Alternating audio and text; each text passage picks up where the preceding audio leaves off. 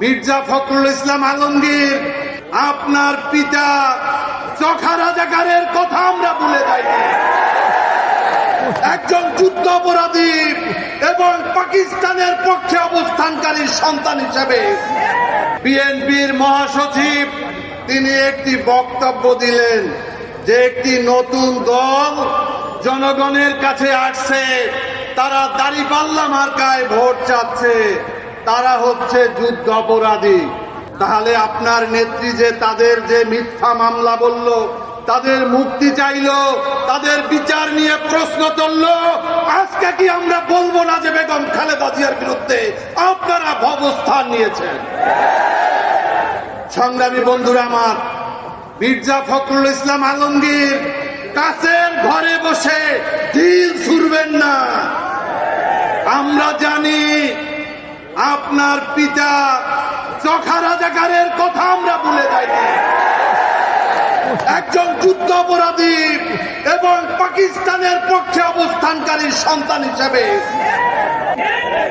আজকে আপনি মুক্তিযুদ্ধ নিয়ে নতুন নতুন যুদ্ধ অপরাধী তৈরি করার চেষ্টা করছেন। এই সমস্ত ভাঙ্গা ঢোল আর বাংলাদেশে বাঁচবে না।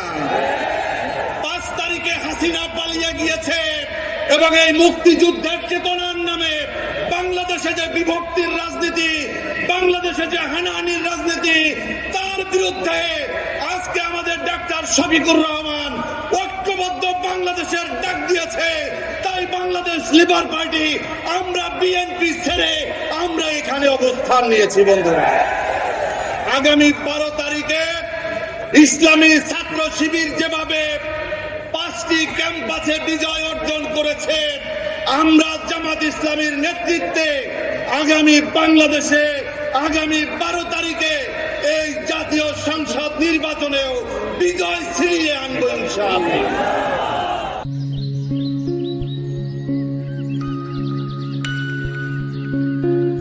আরেকটা কথা বলে শেষ করব। আব্দুল্লাহপুর থেকে শুরু করে সদরঘাট পর্যন্ত বিগত আওয়ামী লীগের সময়ে আওয়ামী লীগ, যুবলীগ, ছাত্রলীগ, স্বেচ্ছাসেবক লীগ, শ্রমিক লীগের যে অফিসগুলো ছিল, আপনারা সবাই জানেন কোন কোন জায়গায় অফিস ছিল। এই অফিসগুলো এখনো আছে, কিন্তু নাম নাই, নাম চেঞ্জ হয়ে গিয়েছে, লীগের জায়গায় দল হয়েছে। আমরা শুধুমাত্র এই ক্ষমতার হাত বদল চাই না, আমরা একটা অর্থবহ পরিবর্তন চাই। আপনাদের মনে আছে কি বিগত 2025 সালের 9 জুলাই এই মিটফোর্ডে চাঁদার জন্য একজন মানুষকে, সোহাগকে কিভাবে পাথর দিয়ে কুটিয়ে কুটিয়ে তারপর হত্যা করা হয়েছিল? তারা কারা আমরা জানি, আজকে তাদের নাম বললাম না।